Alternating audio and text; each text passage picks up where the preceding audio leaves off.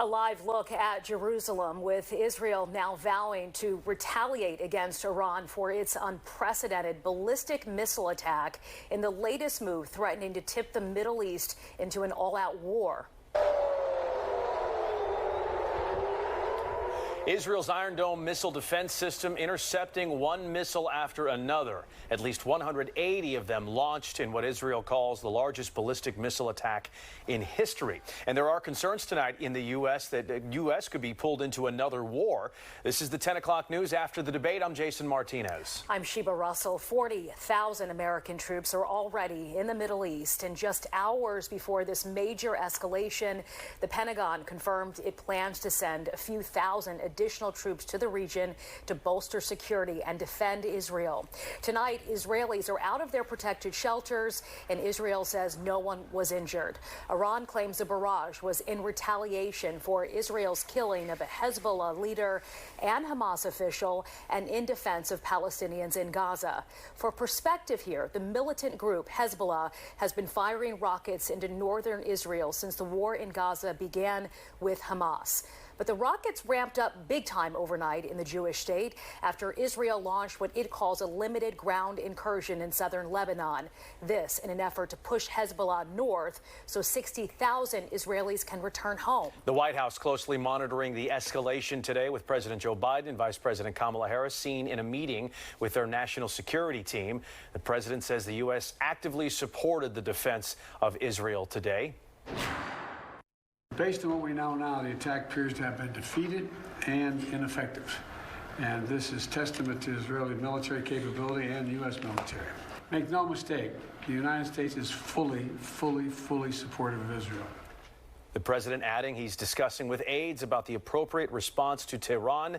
The UN Security Council has an emergency meeting scheduled for tomorrow morning. And now we're joined by Jack Tomarchio. He's the former Undersecretary of Intelligence for the Department of Homeland Security. Thank you, Jack, for joining us. Thank you for having me. So the president says that the U.S. actively supported the defense of Israel today, but the killing of the Hezbollah leader and also other actions by Israel they found out about later. How likely could the U.S. be pulled into another war here? Well, that's the big question. Right now, we have about 40,000 troops in the area. Most of them are not boots on the ground. A lot of those troops are in the Mediterranean on naval vessels. Actually, several Navy destroyers were also involved in the defense of Israel from this Hezbollah rocket attack yesterday, or a couple hours ago. Yeah. We also have a lot of support troops in the area. We have Air Force folks, a lot of logistical folks. We don't have infantry units, we don't have armor units, and the trigger pullers are not there.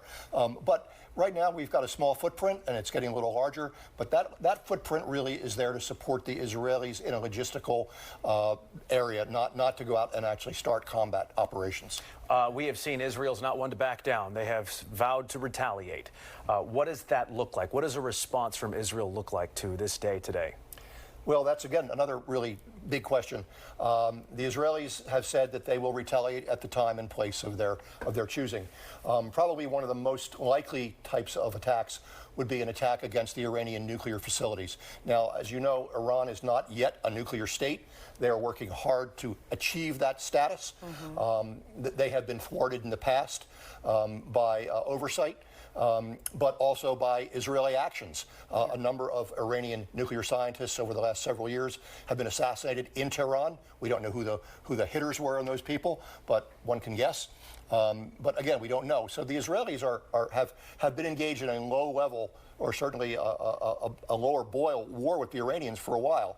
But I would think that the possibility could be that these nuclear facilities could be targeted to either degrade them so that they don't have the opportunity to get online something in the future.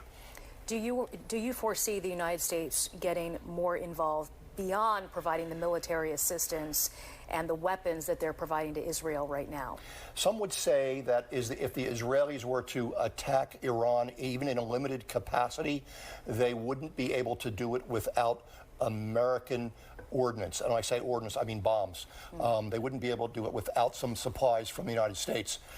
Again, we don't know where the United States would go in that. Certainly, if there is a ramp up, theoretically, if another country comes to the aid of Iran, the Russians, are an ally. The Russians have tactical nuclear weapons. They've threatened to use tactical nukes in Ukraine.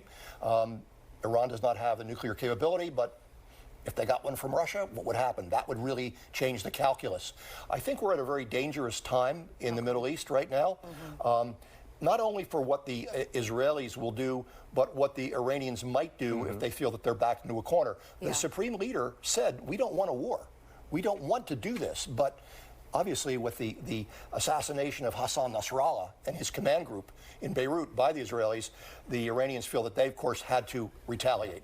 So it's kind of a back and forth kind of thing. Got to sit down and figure something out. We should be talking about de-escalating and how that can happen. This could also be a moment for that, because there have been so many red lines that have been crossed right now that cooler heads, and certainly not only in the United States, but in the Middle East, the Egyptians, the Gulf Arabs might say, listen, folks, it's time to throttle back a little bit. So this may actually be an opening where folks say, too much has happened, it can get out of control, we need to slow this down. That could happen. All right, Jack Tomarchio, thank you so much for joining us tonight. Thanks for being here.